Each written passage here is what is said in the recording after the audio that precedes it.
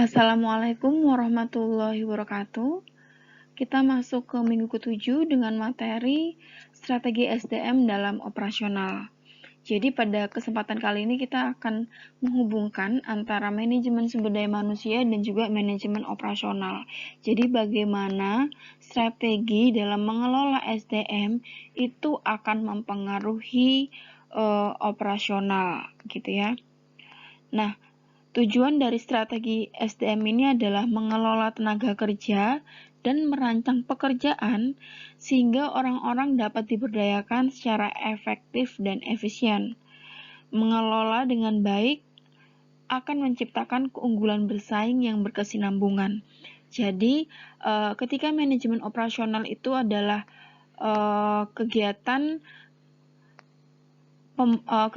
dari input, proses, sampai output menjadi produk. Nah, itu kan pasti membutuhkan SDM-nya, baik itu dari sisi input, processing, maupun dari segi output, ya kan?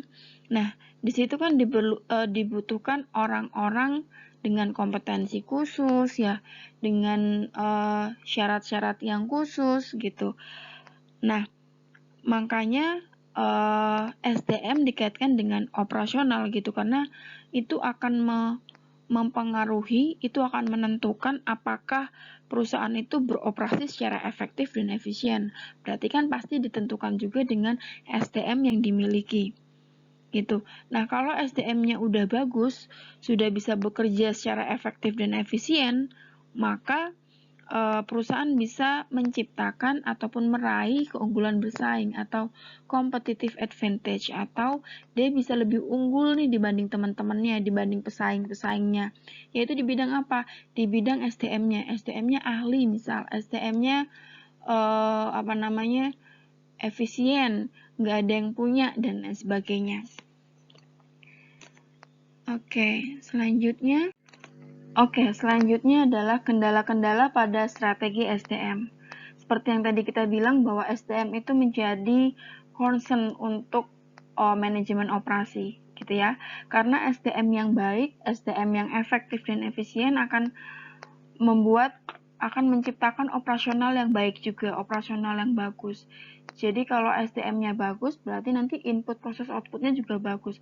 Kalau operasionalnya udah bagus, maka akan menghasilkan produk yang bagus juga, produk yang baik.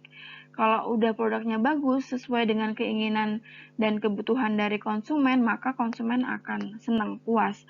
Kalau konsumen akan puas, dia akan repeat order, akan beli kembali, atau dia akan menyarankan ke teman-temannya untuk membeli juga.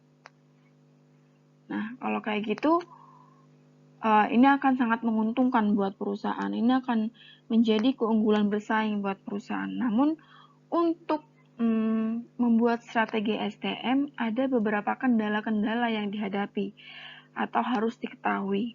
Yang pertama terkait dengan strategi produk.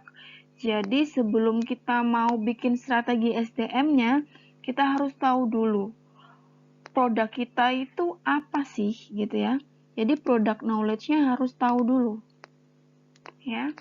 Kalau kita udah tahu produk kita itu apa, spesifikasinya, bagaimana, kenapa, dan lain sebagainya, kita jadi tahu SDM yang kita butuhkan itu keahliannya itu yang diperlukan keahlian apa, bakat yang diperlukan apa, bahan-bahan yang digunakan untuk membuat produk itu apa.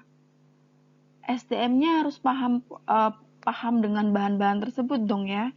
Terus keamanannya gimana? Keamanan ini kan juga nanti terkait dengan SDM ya, karena SDM yang mengelola gitu ya. Jadi harus tahu betul dengan apa produknya, strategi produknya. Jadi berarti strategi SDM itu akan mengikuti lagi dengan strategi produknya, gitu ya.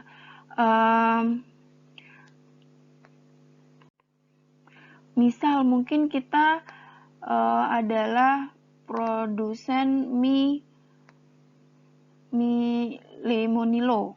Nah, itu kan dia concern ke gizi. Mungkin kita butuh orang-orang yang ahli dalam bidang gizi. Oh, sarjana gizi, misal, dan seterusnya. Terus kemudian jadwal. Ya, kendala yang kedua terkait dengan jadwal. Yang pertama, waktu 1 hari. Kedua, waktu 1 tahun. Ketiga, stabilitas jadwal. Jadi, strategi SDM juga terkait dengan bagaimana kita membuat jadwal everyday, setiap harinya, sampai 1 tahun. Dan bagaimana kita bisa menjaga kestabilan jadwal tersebut. Jadi, jadwal memang boleh fleksibel gitu loh. Kita emang nggak bisa sangat saklek gitu loh, biar bisa mengikuti apa yang terjadi. Tapi kalau bisa jadwal itu juga harus yang stabil gitu, biar produk kita, kualitas kita juga tetap terjaga gitu ya. Jadi harus tahu dulu jadwalnya kapan ya. Apakah misal kalau dikaitan juga dengan SDM, apakah ada karyawan harian, apa ada karyawan yang bulanan, dan seterusnya. Terus penjadwalan gimana? Apakah nanti ada sistem penjadwalan dari pagi sampai sore, sore sampai malam, atau seperti apa? Terus kemudian terkait yang ketiga adalah strategi lokasi. Di mana? Ya, pertanyaannya berarti di mana? Ini terkait dengan iklim, suhu, kebisingan, cahaya, kualitas udara, gitu ya. Kita harus lihat lagi lokasi. Misal kalau kita produksi sesuatu kan di pabrik ya, berarti kondisi pabriknya seperti apa. Kalau musim seperti ini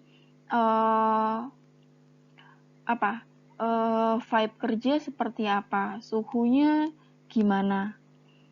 Kalau di luar lagi panas, apakah suhu ruangan masih bisa tetap sama, kebisingannya gimana, cahayanya apakah bikin ngantuk, apakah bikin pusing, dan lain sebagainya ya. Ini kalau dikaitkan dengan strategi SDM seperti itu. Jadi sebenarnya juga strategi SDM itu juga kita harus bisa membuat SDM itu nyaman, ya, nyaman dalam bekerja. Kalau SDM itu nyaman bekerja, maka SDM atau karyawan juga bakal doing her best gitu kan ya, akan ngelakuin yang terbaik versinya dia gitu untuk menciptakan produk yang terbaik. Terus kemudian yang keempat, strategi proses.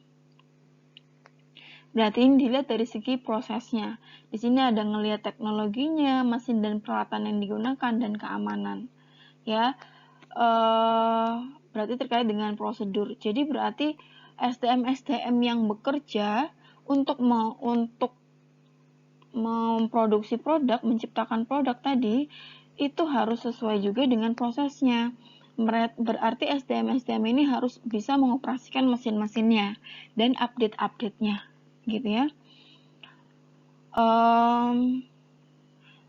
Pastinya kalau semakin up to date, semakin cepat, pasti akan semakin efisien dalam produksi gitu. Tapi di lain sisi juga harus diimbangkan dengan knowledge dari SDM. Mungkin SDM nggak bisa dengan secepat itu gitu untuk bisa merubah ritme ataupun ada teknologi baru langsung ganti gitu, nggak bisa. Jadi diatur dulu prosedurnya seperti apa, pelatihan dan pengembangannya seperti apa. Terus kemudian yang kelima terkait dengan siapa, perbedaan perorangan. Nah, dalam produksi kan gampangannya misal bagian karyawan yang produksi yang di dalam pabrik, nah itu kan setiap orang itu pasti beda-beda ya, pun juga tugasnya beda-beda. Nah, setiap orang kan juga punya kekuatan dan kelelahan yang berbeda gitu ya. Jadi toleransi dia terhadap kelelahan, kekuatan dia, ada orang yang mungkin gampang capek, ada yang nggak gampang capek gitu ya. Terus kemudian pemrosesan dan tanggapan informasi. Nah, ini juga ya. Jadi mungkin ada orang yang dikasih up to date teknologi terbaru, mungkin dalam waktu seminggu udah cepat paham. Ada yang mungkin butuh waktu 1 bulan dan seterusnya. Nah, ini menjadi kendala. Nah, gimana caranya supaya kendala-kendala ini jadi minimalisir. Kalau minimalisir terus ini semua bisa kelaksana, ya SDM bisa jadi sangat efektif dan efisien gitu ya. Terus yang terakhir terkait dengan strategi tata letak. Jadi bagaimana tata letaknya? Jadi tata letak itu seperti habis A, B, habis B, C, habis C, D. Terus peletakan mesin-mesinnya gitu. Posisi-posisinya seperti apa. Kalau tata letak ya sebaiknya penaruhannya itu juga harus mempertimbangkan kemudahan dari SDM, karyawan gimana. Jangan sampai membuat atau menaruh mesin itu yang menyusahkan karyawan gitu ya. Ini berarti terkait dengan proses, misal mana dulu nih, A apa B apa C. Kalau emang lebih efisien C dulu ya C dulu. Jadi prosesnya seperti apa. Lini perakitan ya, misal habis dipotong dibersihkan di apa. Jadi harus jelas semuanya step by step. Kalau udah baru dibikinin tata letak yang benar, yang semakin gerakannya itu semakin cepat gitu loh. Jadi nggak lama, nggak panjang gitu waktunya. Sel kerja dan juga produk. Lebih lengkapnya bisa dibaca di buku paketnya ya. Oke, selanjutnya adalah perencanaan kerja. Jadi perencanaan kerja adalah cara menentukan kebijakan tenaga karyawan yang berkaitan dengan stabilitas tenaga kerja, jadwal kerja, dan aturan kerja. Jadi perencanaan kerja itu berarti cara untuk nentuin kebijakan tiga poin penting ini ya. Yang pertama terkait dengan stabilitas kerja. Rancangan kerja adalah suatu pendekatan yang menetapkan tugas-tugas yang terkandung dalam suatu pekerjaan bagi seseorang. Terdapat beberapa rancangan kerja, yaitu spesialisasi tenaga kerja dan ekspansi pekerjaan. Spesialisasi tenaga kerja, di mana pembagian tenaga kerja pada tugas-tugas yang unik yang dapat dicapai dengan pengembangan ketangkasan dan pembelajaran yang lebih cepat oleh karyawan karena adanya pengulangan. Waktu yang terbuang lebih sedikit karena karyawan tidak perlu mengubah pekerjaan atau perangkat kerja. Pengembangan perangkat-perangkat khusus dan pengurangan investasi karena setiap karyawan hanya memiliki sedikit perangkat kerja yang dibutuhkan untuk tugas tertentu.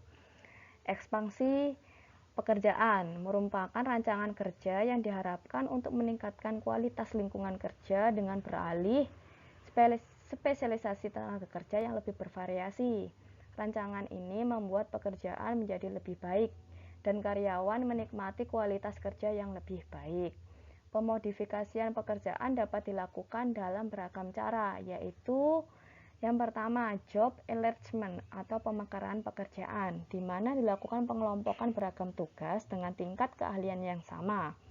Kedua, ada job rotation atau rotasi pekerjaan, di mana karyawan dipindahkan dari satu pekerjaan khusus ke pekerjaan khusus lainnya. Ketiga, job enrichment atau pengayaan pekerjaan, di mana karyawan diberikan tanggung jawab lebih termasuk perencanaan dan pengendalian yang diperlukan untuk penyelesaian pekerjaan. Employee empowerment atau pemberdayaan karyawan, di mana memperluas pekerjaan karyawan sehingga tanggung jawab dan otoritas yang diberikan berpindah ke tingkat paling rendah dalam organisasi. Ini adalah motivasi dalam insentif. Faktor psikologis, terdapat faktor keuangan, sehingga uang bertindak sebagai penggerak psikologis sekaligus penggerak finansial. Penghargaan keuangan dapat berbentuk bonus bagi hasil dan keuntungan serta sistem insentif. Ada juga penghargaan non-finansial, biasanya berupa rekreasi perusahaan dibalut dengan family gathering. Standar tenaga kerja dan pengukuran kerja. Kegunaan MO yang efektif dapat menentukan hal-hal sebagai berikut. Yang pertama, muatan pekerja dari setiap barang yang diproduksi. Ini biasanya meliputi biaya produksi. Yang kedua, kebutuhan staff. Di mana kita menentukan berapa jumlah orang yang dibutuhkan dalam memproduksi barang tersebut. Yang ketiga, perkiraan biaya dan waktu sebelum produksi dilaksanakan. Ini membantu mengambil keputusan untuk membuat sendiri atau membeli. Yang keempat, jumlah kru dan keseimbangan pekerjaan. Ini berkaitan siapa yang akan mengerjakan apa dalam satu aktivitas kelompok atau pada satu lini produksi. Yang kelima, tingkat produksi yang diharapkan. Ini meliputi manajer atau pekerja tahu berapa jumlah produksi yang dihasilkan dalam satu hari kerja normal. Yang keenam, dasar perencanaan insentif pekerja. Ini berkaitan acuan untuk memberikan insentif yang tepat. Lalu yang ketujuh, efisiensi karyawan dan pengawasan. Ini berkaitan standar yang diperlukan untuk mengetahui apa yang digunakan dalam penentuan efisiensi. 4 cara menentukan standar kerja. Ada pengalaman masa lalu, studi waktu, standar waktu yang telah ditentukan, pengambilan sampel kerja. Kita bahas satu-satu. Pengalaman masa lalu, berdasarkan pengalaman historis, berapa jam yang dibutuhkan pekerja untuk melakukan suatu pekerjaan. Ini diperoleh dari kartu waktu pekerja atau data produksi, namun tidak objektif dan akurat karena kita tidak tahu apakah mencerminkan kecepatan kerja yang layak atau buruk dan apakah kejadiannya tidak biasa terjadi telah disertakan dalam perhitungan. Studi waktu. Prosedur studi waktu mencakup penghitungan waktu seperti sampel kinerja seorang pekerja digunakan sebagai standar atau acuan. Nah, pengambilan waktunya sendiri dengan stopwatch. Berikut langkah-langkah yang digunakan dalam menerapkan studi waktu. Yang pertama, definisikan pekerjaan yang akan diamati. Yang kedua, bagi pekerjaan menjadi unsur-unsur yang tepat. Maksudnya adalah pekerjaan yang sering membutuhkan tidak lebih dari beberapa detik. 3. Tentukan berapa kali akan dilakukan pengamatan. 4. Hitung waktu dan catat waktu unsur serta tingkat kerja. 5. Hitung waktu pengamatan rata-rata. Rumusnya adalah waktu pengamatan rata-rata sama dengan jumlah waktu tercatat untuk melakukan setiap unsur dibagi dengan jumlah pengamatan. Yang keenam, tentukan tingkat kinerja atau kecepatan kerja. Kemudian hitung waktu normal untuk setiap unsur. Nah, waktu normal sama dengan waktu pengamatan rata-rata dikalikan faktor tingkat kinerja. Yang ketujuh, tambahkan waktu normal untuk setiap unsur untuk mendapatkan waktu normal total untuk pekerjaan tersebut. Yang kedelapan, hitunglah waktu standar. Waktu standar sama dengan waktu normal total per 1 dikurangi faktor kelonggaran. Nah, ini adalah contoh soalnya. Studi waktu dari sebuah operasi di sebuah restoran Krabby Patty menghasilkan waktu pengamatan rata-rata sebesar 4 menit. Analis memberikan peringkat pekerja yang diamati sebesar 85%. Ini berarti pekerja mempunyai kinerja 85% dari kinerja normal saat penelitian dibuat. Krabby Patty menggunakan faktor kelonggaran sebesar 13%. Berapa waktu normal dan waktu standar untuk operasi ini? Tinggal dimasukkan ke rumus yang tadi, yaitu waktu pengamatan rata-rata sama dengan 4 menit. Waktu normalnya sama dengan waktu pengamatan rata-rata dikali faktor tingkat kinerja, yaitu 4 dikali 0,85 sama dengan 3,4 menit. Lalu untuk rumus waktu standar dimasukkan, yaitu waktu normal dibagi dengan 1 dikurangi faktor kelonggaran, ya kan? Lalu dimasukkan 3,4 dibagi 1 dikurangi 0,13 sama dengan 3,9 menit. Selanjutnya ada standar waktu yang telah ditentukan. Ini membagi pekerjaan manual menjadi unsur dasar yang kecil yang telah memiliki waktu tertentu berdasarkan sampel pekerja yang sangat besar. Standar waktu yang telah ditentukan yang paling umum adalah metode pengukuran waktu atau metode time measurement atau MTM dengan time measurement unit di mana 1 TMU sama dengan 0,0006 menit. atau 100.000 TMU sama dengan 1 jam. Kelebihannya, satu, standar waktu ini dapat dibuat di laboratorium. Yang kedua, standar dapat digunakan untuk membuat rencana karena standar dapat ditentukan sebelum pekerjaan benar-benar dilakukan. Yang ketiga, tidak ada pemeringkatan kinerja. Lalu yang keempat, serikat kinerja lebih menerima metode ini sebagai cara yang wajar. Lalu ada pengambilan sampel kerja. Perkiraan presentasi waktu yang dihabiskan oleh seorang pekerja pada beragam pekerjaannya. Pengambilan sampel kerja dilakukan secara acak. Nah, ini adalah 5 langkahnya. Yang pertama, ambil sampel awal untuk sebuah perkiraan nilai parameter. Lalu kedua, hitung ukuran sampel yang dibutuhkan. Nah, sampel itu berukurannya kecil, yaitu hanya 50. Lalu 3, buat jadwal untuk mengamati pekerja waktu yang layak. Yang keempat, lakukan pengamatan dan catat aktivitas pekerja. Lalu yang kelima, tentukan bagaimana pekerja menghabiskan waktu mereka. Nah, ini formula untuk tingkat keyakinan dan ketepatan yang diinginkan dengan rumus N sama dengan Z kuadrat P dikali dengan 1 dikurangi P per H kuadrat, di mana N adalah ukuran sampel yang dibutuhkan, Z adalah deviasi normal, standar untuk tingkat keyakinan yang diinginkan, atau Z sama dengan 1 untuk tingkat keyakinan 68%, Z sama dengan 2 untuk tingkat keyakinan 95,45%, Z sama dengan 3 untuk tingkat keyakinan 99,73%. Nilai ini diperoleh dari tabel Z-score. Kalau Anda pernah sudah belajar statistik, pasti sudah tahu caranya mencari nilai Z-score.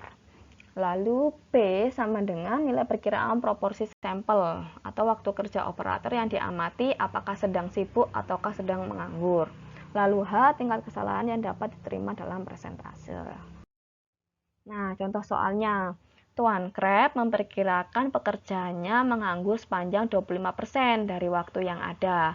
Tuan Krab ingin melakukan pengambilan sampel kerja yang akurat pada rentang 3% dan ingin mendapatkan hasil tingkat keyakinan 95,45%. Berapa jumlah pengamatan yang harus diambil? Ya kan? Nah, diketahui nih N-nya sendiri Z-nya sama dengan 2 untuk tingkat keyakinan 95,45%.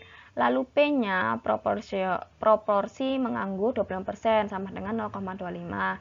Dan H, tingkat kesalahan yang diterima adalah 3%, sama dengan 0,03. Dimasukkan rumus yang tadi, didapatkan dengan jumlah sampel yang dibutuhkan adalah 833 pengamatan. Oke, cukup sekian materi hari ini. Terima kasih.